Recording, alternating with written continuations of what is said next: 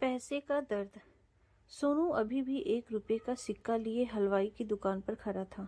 उसके सामने शीशे के शोकेस में रंग बिरंगी मिठाइयाँ लगी हुई थी। साथ ही बराबर में गरम गरम जलेबी चाशनी में डाली जा रही थी, जिसकी महक माहौल को और भी मज़ेदार बना रही थी। सोनू हलवाई चंदन को गौर से देख रहा था।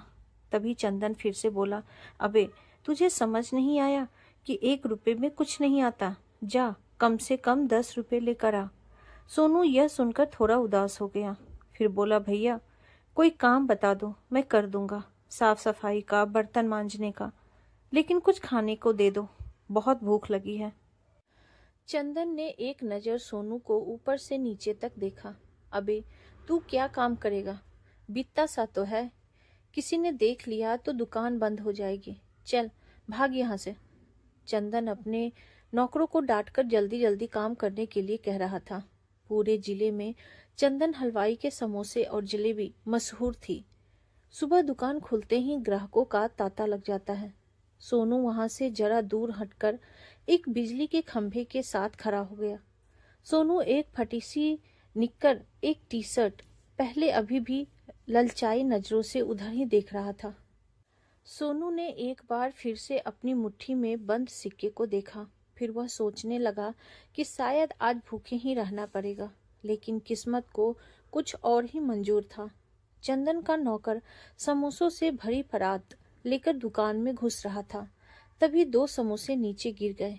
चंदन उस पर जोर से चिल्लाया, अबे दिखाई नहीं देता? देख कर काम कर, चल उठा इन्हें, नहीं तो पैर में आएंगे। नौकर ने जल्दी से समोसे की परात रख दी।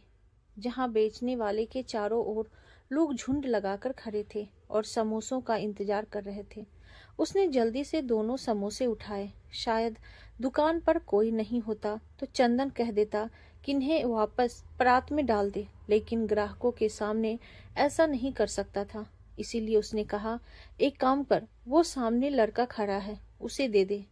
नौकर फटाफट सोनू को समोसे पकड़ाकर चला गया। सोनू ने वहीं जमीन पर बैठकर एक समोसा खाना शुरू कर दिया। समोसे खाकर उसने पास के नल से पानी पिया। भूख मिट गई। वह चुपचाप वहां से निकलकर पास वाले चौराहे पर पहुंच गया। यही तो उसका ठिकाना था। जैसे ही रेड लाइट होती, सोनू और उसके साथ के बच्चे एक कपड़ा लेकर गाड़ियों के शीशे साफ करते। बदले में कोई 1-2 रुपए दे देता, नहीं तो ऐसे ही चला जाता था। सोनू पूरे दिन भाग दौड़ कर पैसे कमाता। शाम को वह बैठकर पैसे गिन रहा था। आज तो पूरे 70 रुपए कमा लिए। वह पैसे लेकर घर की ओर चल दिया। पास ही में एक फ्लाईओवर के नीचे उसकी माँ ने एक छोटा सा तंबू लगाकर रखा था। सोनू की माँ उसी में लेटी हुई थी। सोनू ने आते ही कहा, माँ आज देख 70 रुपए कमा लिए, ला अपना दवाई का पर्चा दे, मैं जल्दी से तेरी खांसी की दवा ले आता हूँ। उषा ने कहा, बेटा इस पैसे से कुछ राशन ले आता तो मैं तेरे लिए कुछ पका देती। सोनू बिना कुछ बोले खुद ही पर्चा ढूंढने लगा। पर्चा मिलते ही वह तंबू से बाहर जाते हुए बोला, तेरी दवाई लाता हूँ, बापू आ गया तो सारे पैसे छीन लेगा। सोनू तेजी से बाहर निकल गया। इधर उषा सोच रही थी, सच ही तो कह रहा है, उसका पति मोहन सिंह सारा दिन जुआ खेलता रहता है। जब शाम को होने लगती है तो आज की दिहाड़ी में से पैसे लेने आ जाता है। उषा से तो मारपीट करके पैसे ले जाता है, लेकिन जब से वह बीमार पड़ी है तब से सोनू से भी पैसे छीनने लगा है। कुछ देर में सोनू आ गया।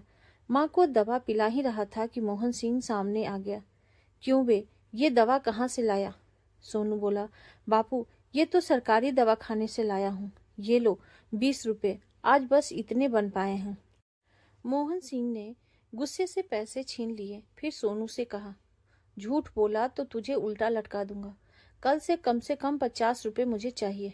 उषा ने लड़खड़ाती आवाज में कहा, खुद तो कुछ काम करता नहीं, छोटे से बच्चे की मेहनत की कमाई उड़ाता रहता है। मैं एक बार ठीक हो जाऊं तो इसे लेकर कहीं और चली जाऊंगी। मोहन सिंह उषा के मुंह नहीं लगना चाहता था। उसे दुकान बंद होने से पहले शराब जो लानी थी। वह चुपचाप निकल गया। उषा ने सोनू से पूछा, तूने कुछ खाया या नहीं? सोनू बोला, माँ आज मुझे 2 समोसे सुबह ही मैंने खा लिए, अब तक भूख नहीं लगी है। उषा की आंखों में आंसू भर आए। बेटा भूख कहाँ से लगेगी जब अपने माँ बाप पर सारे पैसे लुटा देगा तो। रुक, मेरे पास 10 रुपए हैं, जा बाहर जाकर कुछ खा ले। सोनू बिना कुछ बोले पैसे लेकर बाहर चला गया। भूख तो उसे लग रही थी, लेकिन अगर बापू को पैसे नहीं देता तो वह माँ को मारता, इसीलिए माँ को बचाने के लिए उसने भूख को मार लिया। कुछ देर बाद सोनू खाने के लिए बिस्कुट के 2 पैकेट लाया, एक माँ को दिया और एक खुद खा लिया। उसके बाद थका हारा सोनू सोने के लिए माँ के पास लेट गया। कुछ ही देर में उसे नींद आ गई। सुबह शोर मचने के कारण उसकी आंख खुली तो देखा माँ तंबू के बाहर बैठी रो रही है। साथ ही पास में रहने वाली कुछ औरतें थी। सोनू उठकर उसके पास पहुंचा। माँ क्या हुआ, तुम रो क्यों रही हो? उषा कुछ कह पाती तभी पास खड़ी करुणा जी ने सोनू को अपने पास लाकर कहा, खड़ा कर लिया। बेटा तेरे पापा कल शराब पीकर घर आ रहे थे, तभी उनका एक्सीडेंट हो गया। वो अब नहीं रहे। कुछ लोग अस्पताल गए हैं उनकी लाश को लेने। सोनू को एक बार वो समझ नहीं पा रहा था कि पिता की मौत पर वह रोए या खुश हो, क्योंकि अब वह जितने भी पैसे कमाएगा वह उसे अपनी माँ पर खर्च करेगा। कुछ ही देर में एक एम्बुलेंस वहां आकर रुकी। कुछ लोगों ने मोहन सिंह को उतारा। मोहल्ले वालों ने चंदा इकट्ठा करके मोहन सिंह का अंतिम संस्कार कर दिया। शाम तक सब अपने घर वापस आ गए। सोनू एक कोने में बैठा था। उषा अभी भी रो रही थी। सबके जाने के बाद सोनू ने कहा, माँ अब बस भी करो, तुम्हारी तबीयत खराब हो जाएगी। उषा ने सोनू को अपनी गोद में बिठाया, प्यार से उसके सिर पर हाथ फेरा और कहा, भगवान ने तेरे सिर से पिता का साया छीन लिया। सोनू बोला, अब हम चैन से रह सकेंगे माँ, अब कोई हमारे पैसे नहीं छीनेगा। पिता से तो हमें हमेशा एक ही चीज मिली है, वो है पैसे का दर्द। अब तुम्हारा ढंग से इलाज होगा। आज से इस पैसे के दर्द से छुटकारा मिला। अब हमारा पैसा हमारा होगा।